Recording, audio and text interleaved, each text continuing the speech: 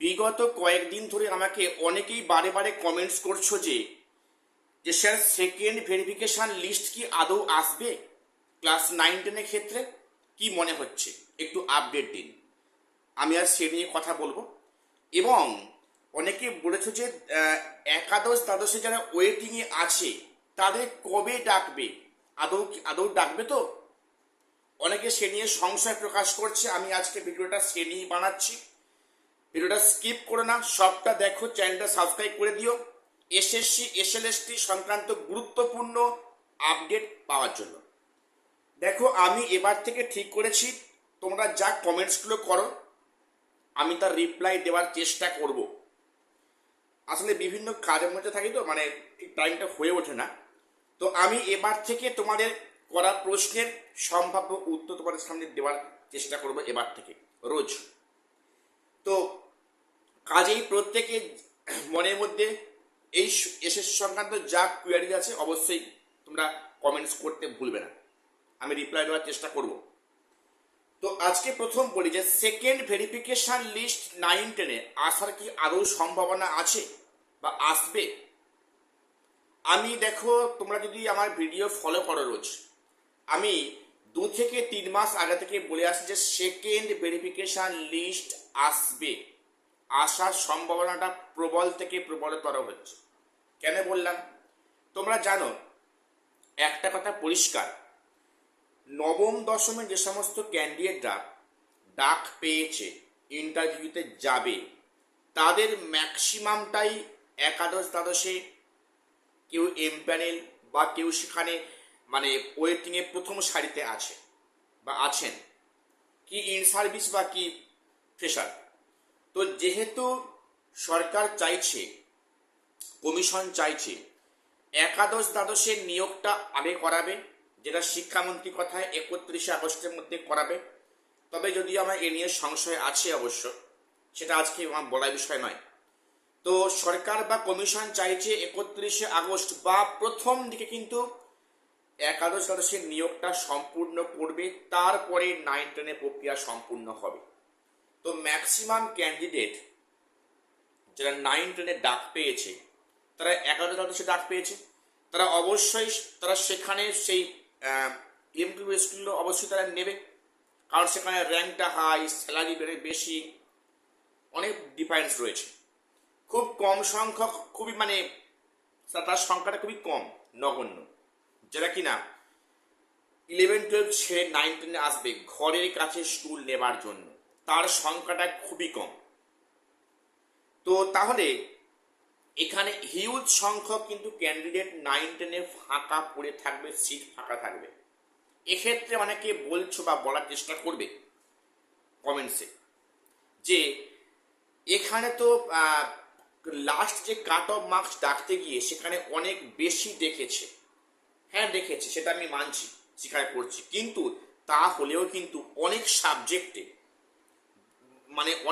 সাবজেক্টে বেশি ডাকলেও সেখানে সিট ফাঁকা থাকবে।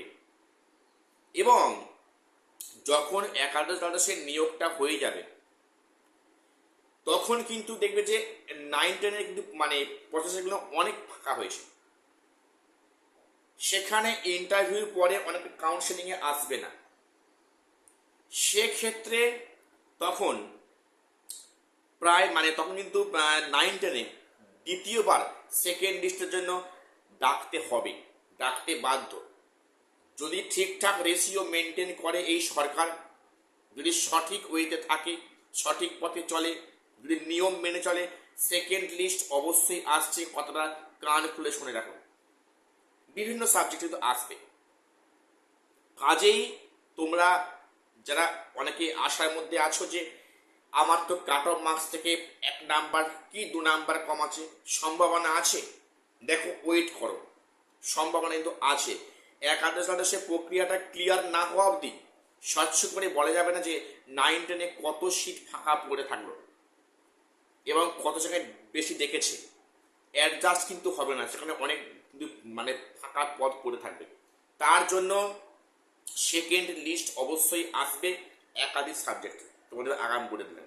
আমি আগেও বলেছিলাম, আমি এখনো বলছি, সব ঠিকঠাক প্রপার ওয়ে চললে সেকেন্ড লিস্ট 9-10 কিন্তু আসবে, সম্ভাবনা খুব খুব বেশি যদি সঠিক ওয়েতে কাজ হয়।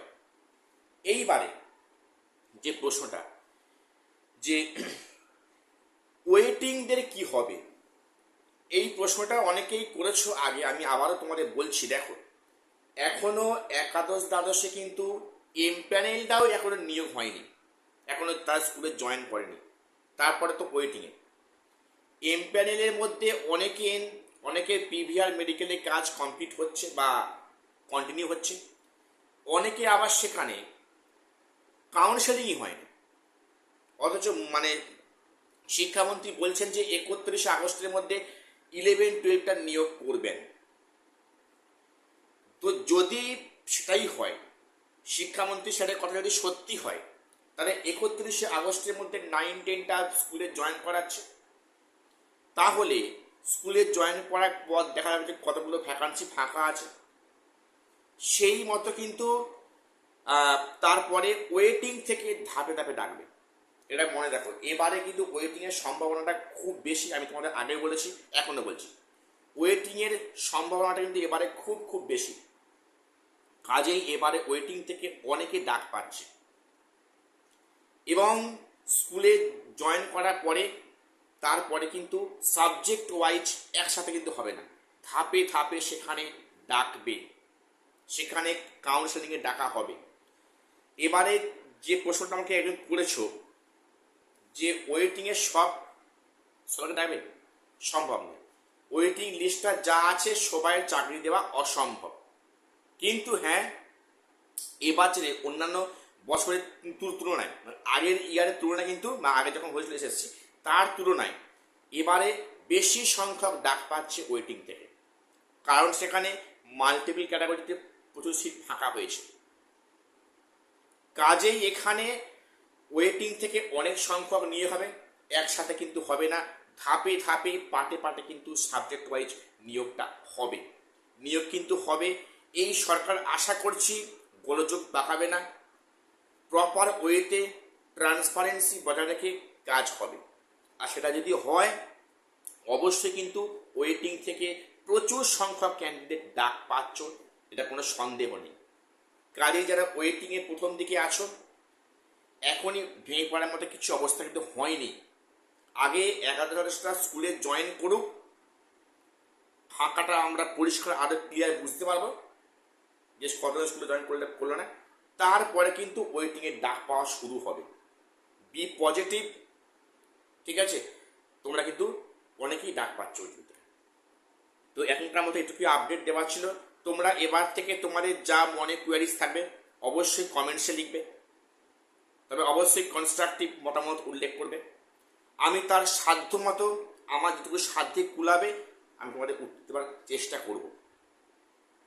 তো দেখা হচ্ছে পরের ভিডিওতে।